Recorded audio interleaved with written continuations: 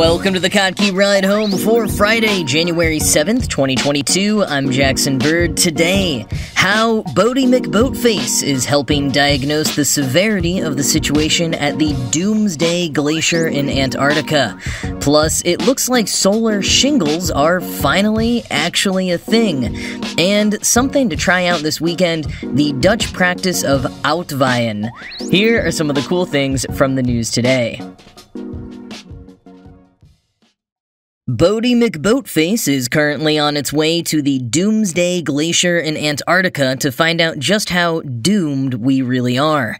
You may remember Boaty McBoatface from the 2016 public vote run by the UK's Natural Environment Research Council to name their upcoming world-class polar research ship. And despite Boaty McBoatface being the clear winner of the public vote, the council ended up giving the ship the punitively more respectable name, the RRS Sir David Attenborough. There was justice for Boaty McBoatface yet, however, as the name went to one of the National Oceanography Center's auto-sub long-range autonomous vehicles. And since then, Boaty McBoatface has been hard at work helping scientists explore Antarctic ice shelves on multiple missions over the years. Boaty, which is able to autonomously travel beneath ice to depths of 6,000 meters, is about to embark on its most ambitious mission yet, helping map the underside of the Thwaites Glacier in Antarctica, aka the Doomsday Glacier. Quoting Wired, "Thwaites is deteriorating fast, losing 50 billion tons of ice to the sea each year. Stretching 75 miles across the coast of Antarctica, encompassing an area about the size of Florida, it's currently responsible for 4% of global sea level rise. It straddles land and sea. The bit on land is known as an ice sheet, but where it floats, it's an ice shelf. If melted completely, the glacier would not only contribute over 2 feet of sea level rise, but as it slid into the ocean, it would also tug on the glaciers surrounding it, further destabilizing them. That would add another 8 feet of sea level rise," end quote. And as Jeff Goodell, a contributing editor to Rolling Stone who has visited Thwaites and is responsible for dubbing it the Doomsday Glacier, explained, quote, "Predicting the breakup of ice sheets and the implications for future sea level rise is fraught with uncertainty. Depending on various emissions scenarios in the latest Intergovernmental Panel on Climate Change report, we could have as little as 1 foot of sea level rise by the end of the century, or nearly 6 feet of sea level rise. Of course, rising seas won't stop in 2100, but that date has become a common benchmark. The difference between those models is a lot of lives and money," says Richard Alley, a glaciologist at Penn State University and one of the great ice scientists of our time. Alley adds, "The most likely place to generate the worst scenario is Thwaites.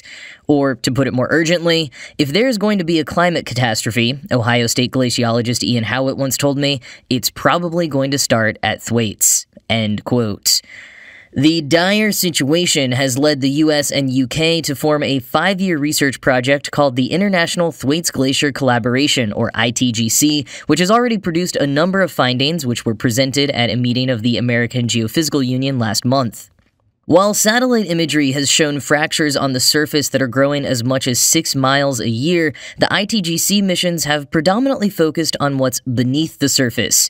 Radar measurements, taken by Oregon State University glaciologist Aaron Pettit, literally hiking 12 miles a day for over 2 weeks because any other mode of transportation would have produced vibrations that distorted the data, indicate that fractions on the underside of the glacier are not growing quite as quickly. However, a triggering event could make them spread much faster. Quoting again from Wired, "That's because the ice shelf is losing its grip on an underwater mountain about 30 miles offshore, which acts like a dam, or pinning point, holding back the rest of the glacier. But soon, that dam will break, and the ice shelf will shatter into icebergs. It'll be like a car hitting a pothole, allowing a nick in the windshield to propagate into a web of cracks. Without a cohesive ice shelf holding it back, the ice sheet on land will accelerate its own seaward march as well as that of its neighbors. As Thwaites Glacier loses mass and it flows out more quickly into the ocean, it'll be pulling on the nearby glaciers," says Pettit. Thus, the name Doomsday Glacier, end quote. Recent findings from a torpedo-like robot called Icefin that uses sonar, lasers, and sensors to provide a whole bunch of data about Thwaites' grounding zone, where the glacier moves from land to water, have additionally shown a unique corrugated kind of underside that prevents the ice from insulating itself against warm seawater. The melting is further exacerbated by tilting that happens on the ice shelf when the tide goes in and out. Now, an international team of 32 scientists are setting off on a 2-month mission to learn even more about the unique underbelly of the glacier.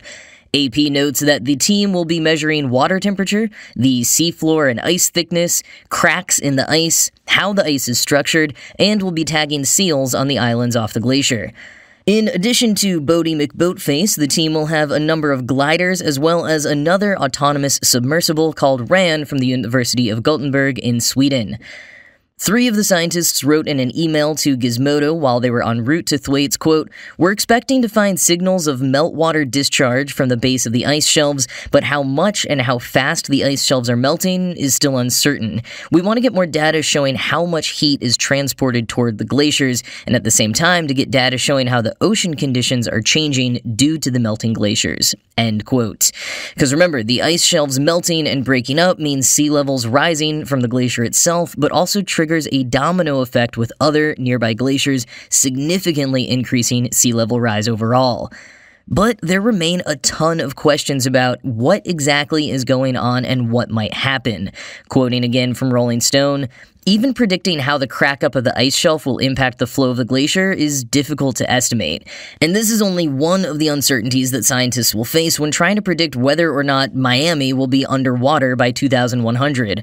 There's further uncertainty in exactly where and when the ice will fracture, how much warm water will be pushed up beneath the glacier by changing winds and ocean currents, how the character of the bed the glacier rests on will speed up or slow down the glacier's slide into the sea.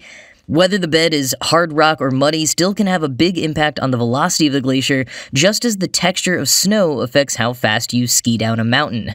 Ice is alive," says Pettit. "It moves and flows and breaks in ways that are difficult to anticipate." End quote. Hopefully, with this new mission and increased research on Thwaites, we'll be able to mitigate the situation as much as possible. And by the way, the Thwaites Glacier is located in western Antarctica, on the Walgreen coast of Marie Byrd Land, named for the wife of explorer Admiral Richard Byrd. No relation to me or my grandfather, the other Admiral Byrd. Anyways, Marie Byrd Land is technically an unclaimed region, and in fact the largest unclaimed territory on Earth. Which is why, 20 years ago, American Travis McHenry declared the territory to be the micronation of West Arctica and installed himself as Grand Duke Travis. If you want to hear more about West Arctica and other micronations, you can go back and listen to the October 19th episode of this show, link in the show notes. But bottom line, yes, this very serious glacier that could determine the fate of humanity is located on the land of a fake micronation and is about to be probed by Boaty McBoatface.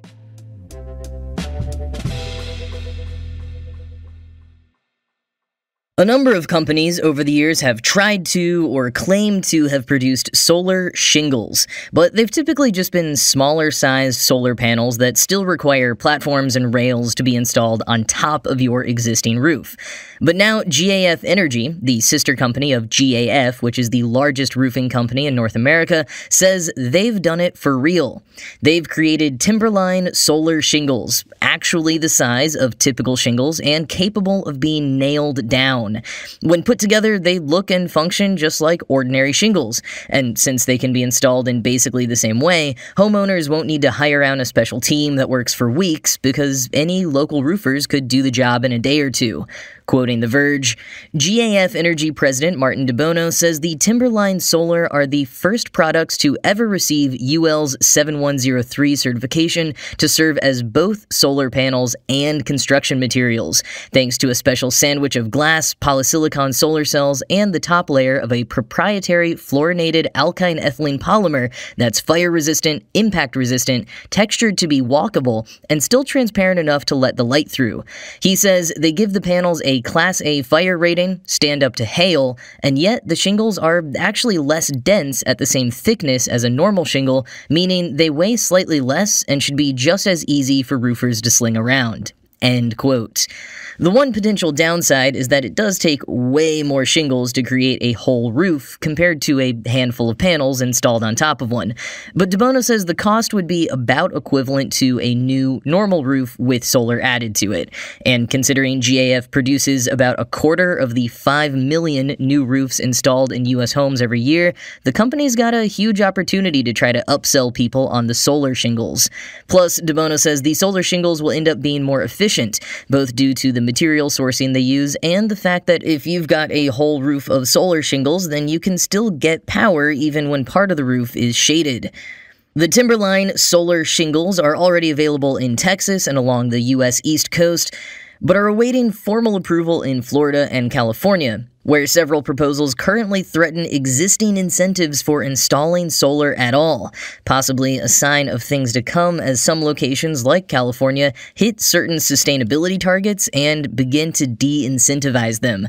Even more reason, though, for companies like GAF to make sustainable solutions as easy and convenient as possible for consumers.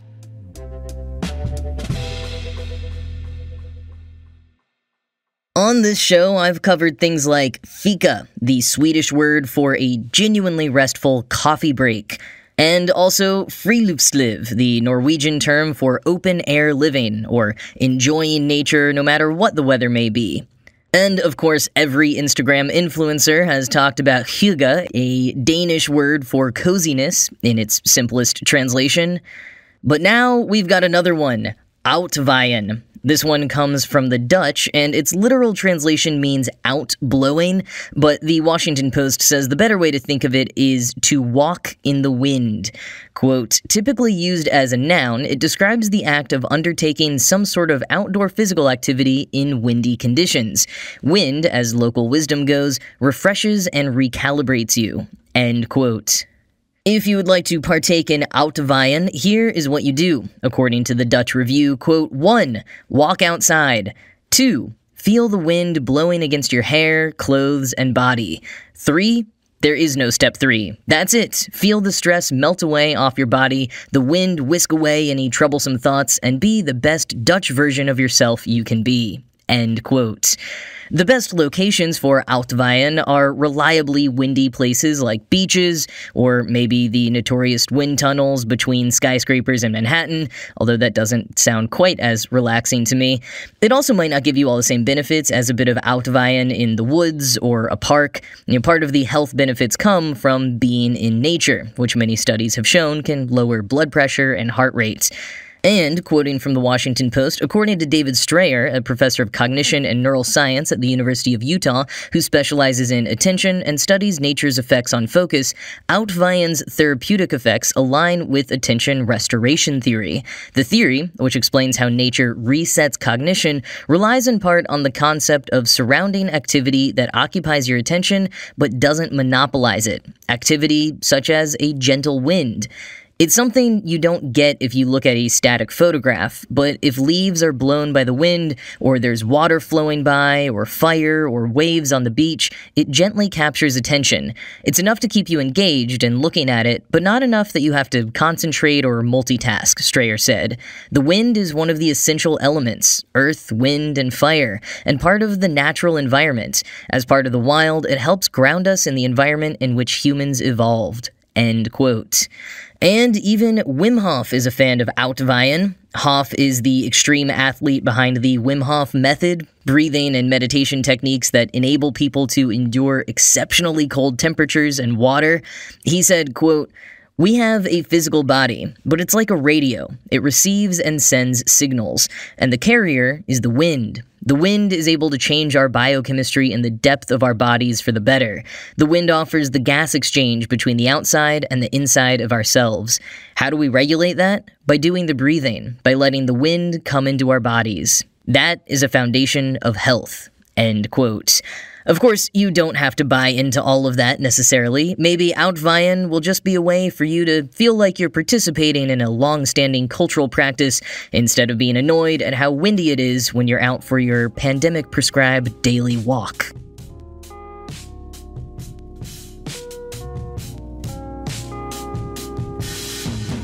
Well, Dom Toretto's drink of choice is trying to capture the Sunny D generation with a new, non-alcoholic version infused with 30% of the daily recommended value of vitamin D. Corona Sunbrew is being called the first ever vitamin D non-alcoholic beer, which, sure, might be a reason why it's the first. Odd as it sounds on its surface, though, there is a good chance it'll take off, as consumers in general are currently trending strongly towards food and beverage products that they think will give them some kind of an immune boost, and trending away from alcohol. According to alcohol beverage analysts, the IWSR, low and no alcohol beverage consumption is expected to rise 31% globally by 2024. And this new drink, Corona Sunbrew, launched in Canada as a sort of taste of summer in the harsh winter kind of campaign, and will soon expand to markets in Europe, South America, and Asia. No word just yet on rollout in the US, where Corona is distributed not by Anheuser-Busch like the rest of the world, but rather by Constellation, and the two have historically gotten into disputes when it comes to Corona varieties, like their hard seltzer line. So, sorry fellow Americans, if you want a taste of this zero-proof orange juice reduction, you'll have to follow in your Prohibition-era ancestors' footsteps across the northern border.